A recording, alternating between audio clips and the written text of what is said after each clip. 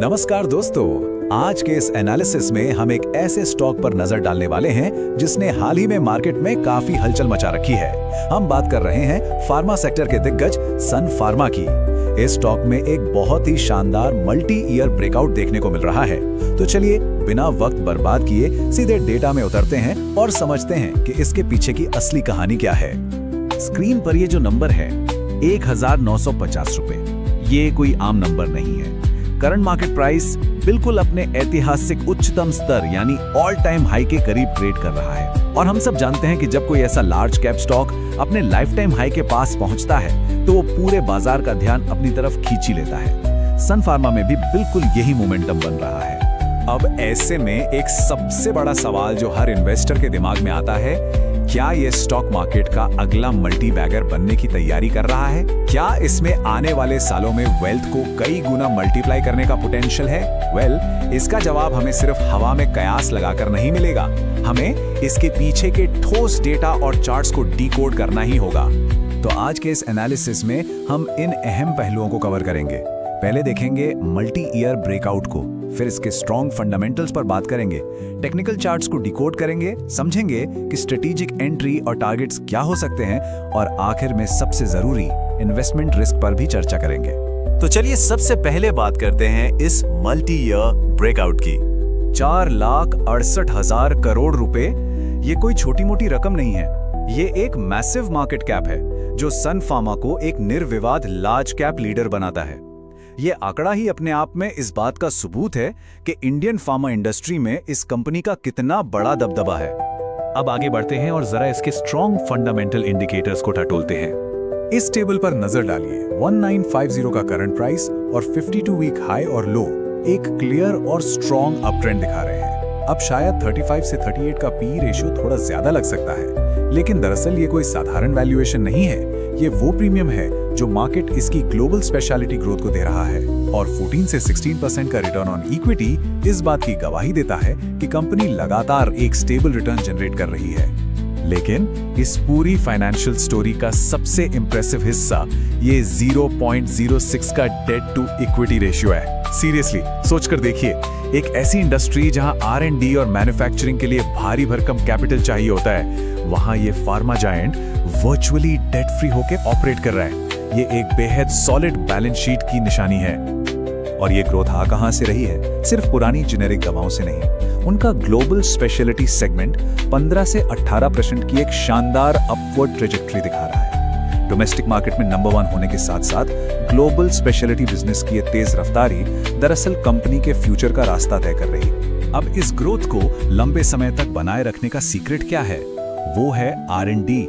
Company अपने revenue का 6 से 8% हिस्सा लगातार रिसर्च एंड डेवलपमेंट में डाल रही है। फार्मा सेक्टर में अगर आपके पास पाइपलाइन में नए पेटेंट्स और मॉलिक्यूल्स नहीं हैं, तो आप मार्केट से आउट हो जाएंगे।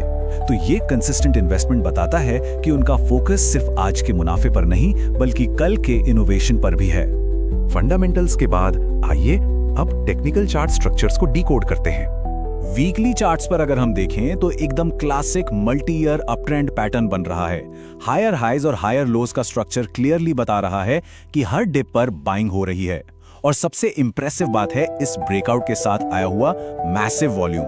ये वॉल्यूम स्पाइक्स चीख चीख कर कह रहे हैं कि FIIs और DIIs जैसे बड़े इंस्टीट्यूशनल इन्वेस्टर्स इस स्टॉक को भारी मात्रा में एक्यूमुलेट कर रहे हैं। ये एक बहुत ही तगड़ा बुलिश सिग्नल है। चार्ट्स पर एक और इंटरेस्टिंग चीज है, करंट प्राइस अपने 50 डे और 200 डे एक्सपोनेंशियल मूविंग एवरेज दोनों से काफी ऊपर ट्रेड कर रहा है। टेक्निकल टर्म्स में बात करें तो ये एक बेहद स्ट्रॉन्ग अंडरलाइंग बुलिश मोमेंटम है। अब ये दोनों ही मूविंग एवरेज नीचे की तरफ एक बहुत ही मजबूत सपोर्ट का काम कर रहे हैं। अब आते हैं सबसे एक्शनेबल पार्ट पर, स्ट्रैटेजिक एंट्री और फ्यूचर टारगेट्स। देखिए, क्योंकि स्टॉक अभी अपने ऑल टाइम हाई पर है तो यहाँ थोड़ा स्मार्टली प्ले करना होगा। Rule number 1, lump sum investment avoid करें। एक साथ सारा पैसा डालना रिस्की हो सकता है। रूल नंबर 2, हर 3 से 5% की गिरावट पर एक्यूमुलेट करने की स्ट्रेटेजी ज्यादा बेहतर रहेगी। और रूल नंबर 3, 1750 से 1800 का जो सपोर्ट जोन है उस पर पैनी नजर रखें। वो एक बेहतरीन बेस का काम कर सकता है। अगर इस रणनीति को सही से फॉलो किया जाए तो फ्यूचर टारगेट्स क्या हो सकते हैं? 1950 के मौजूदा प्राइस से अगर हम अगले 18 से 24 महीनों का नजरिया रखें तो 2400 से 2500 तक के लेवल्स काफी रियलिस्टिक लगते हैं। और अगर विजन 3 से 5 साल का लॉन्ग टर्म है तो ये स्टॉक आराम से 3000 से 3500 की रेंज तक का सफर तय कर सकता है। इसको अगर और आसान भाषा में समझें, अगर R&D और स्पेशलिटी बिजनेस की ग्रोथ यूं ही पटरी पर रही तो ये स्टॉक पोर्टफोलियो में लगातार 12 से 15% का CAGR रिटर्न दे सकता है। सच कहूं तो एक स्टेबल और स्ट्रॉन्ग पोर्टफोलियो कंपाउंडर के रूप में इसमें गजब का पोटेंशियल है। लेकिन पिक्चर का दूसरा साइड भी देखना जरूरी है। चलिए बात करते हैं प्रमुख निवेश जोखिमों की। किसी भी फार्मा कंपनी के साथ कुछ खास रिस्क हमेशा जुड़े होते हैं। सबसे बड़ा खतरा होता है US FDA की वार्निंग्स और मैन्युफैक्चरिंग प्लांट्स पर लगने वाले इंपोर्ट अलर्ट्स का। ये ऐसी चीजें हैं जो रातों रात स्टॉक का मूड बिगाड़ सकती हैं। इसके अलावा क्योंकि इनकी बहुत सारी कमाई एक्सपोर्ट से आती है, इसलिए डॉलर और रुपये के बीच का करेंसी फ्लक्चुएशन भी सीधा इनकी बॉटम लाइन पर असर डालता है।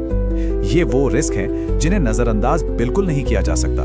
तो इन सारे फैक्ट्स, फिगर्स और रिस्क को एक साथ रखकर देखें तो क्या तस्वीर उभरती है? तस्वीर ये है कि लॉन्ग टर्म होराइजन के लिए ये फंडामेंटली बहुत स्ट्रॉन्ग एसेट है। ये कंपनी अग्रेसिव ग्रोथ और कड़वी रेगुलेटरी रियलिटीज के बीच एक बहुत ही बेहतरीन बैलेंस मेंटेन कर रही है। अब जब हमने इस सॉलिड बैलेंस शीट, शानदार स्पेशलिटी ग्रोथ और दमदार बुलिश चार्ट स्ट्रक्चर को अच्छे से डिकोड कर लिया है, तो मैं एक सवाल के साथ इस एनालिसिस को खत्म करना चाहूंगा। इन फंडामेंटल्स और इस अभूतपूर्व मोमेंटम को देखते हुए मार्केट का अगला मूव क्या होने वाला है? क्या ये ब्रेकआउट एक बहुत बड़ी रैली की सिर्फ शुरुआत है? इस पर जरूर विचार कीजिएगा। आज के इस एनालिसिस में शामिल होने के लिए बहुत बहुत धन्यवाद।